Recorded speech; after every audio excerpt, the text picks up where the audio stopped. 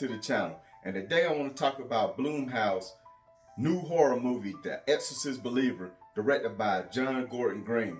But before we get started, if you haven't done so already, go ahead and hit that like button. Please share and subscribe. And with that out the way, let's continue on. And here we go. Now this will be a spoiler-ish type of review. While we're not going to details about certain things, this movie is impossible to talk about without vaguely discussing certain aspects of the movie. So if you're a person that don't want anything spoiled, pause this video, go watch the movie and come back. But if you're someone who really don't care about slight spoilers or just want to hear my opinion, then let's continue on. Now this would not be my normal setup of positives and negatives. I'm just going to tell you the things that I do like about the movie, a couple of things that I really didn't like, and I'm also going to address the criticism that this movie has received so far and answer the question of, do I believe that it's justified? So kicking things off, some of the things that I did enjoy about this movie. The first thing is this movie is shot very well. The cinematography in this movie is outstanding. Every shot, every scene is well lit. Even the scenes that are supposed to take place in the dark, you can kind of see things going on in the background. So the cinematography is definitely on point. Another thing that I really enjoyed about this movie was the acting, especially from the two child performers. Now, at the beginning of this movie, they start off as regular teenage girls, and throughout the duration of the movie, you can see them slowly transforming into a demonic presence. And the thing that I really do like about this movie is not necessarily the story of an exorcism, but the layers of the story where it's not so much emotional about dealing with the exorcism, but it's more about dealing with the person that you care about and really love and watching them become something that they're really not. Watching someone that you really care about slowly disappear in front of your eyes is actually probably the most terrifying aspect of the movie. Another thing that was a standout in this movie is the third act and the ending. This movie does have balls and give you a ending that's kind of unexpected. I would not spoil the ending, I would not say what will happen, but it's something that us moviegoers are not accustomed to, especially lately in the last 20 years dealing with horror movies, especially with children. So the ending was awesome, and if you're a person that like to watch the exorcism part, and that's what you're here for, the whole third act is basically performing the exorcism. So that whole scene is probably about 25 to 30 minutes long, so you do get your feel of the demonic stuff, the exorcism stuff, the religious stuff. So with that out the way, some of the things that I did not like about this movie, and I will openly say I am a Christian and believe in Christian faith, so dealing with an exorcism, there are certain things that they kind of allude to that almost vaguely say it's not really God that can save you or that's in control. It's more about the power of people coming together and a positive energy. And that kind of rubbed me the wrong way just a little bit. That kind of goes into some of the criticisms that I hear. And I do think that you're either going to follow one or two groups.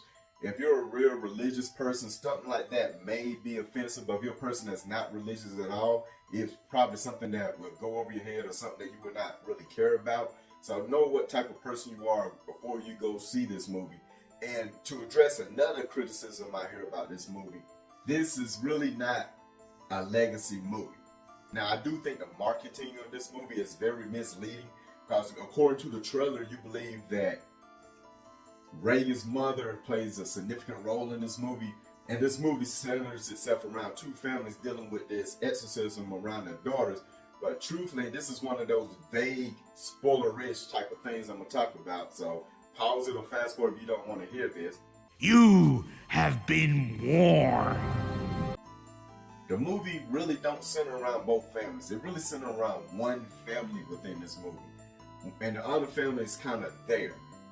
It's just the fact that their daughters went off together, that they're kind of linked in that way, but you get more screen time for one family, build up more of a connection with one family. And to be honest with you, the characters in the other family actually kind of aggravate, you kind of dislike them. So there's really no emotional connection with one family. And as far as Reagan's mother, she's really on screen for about 10 minutes at best. So she really does not play a significant role in this movie.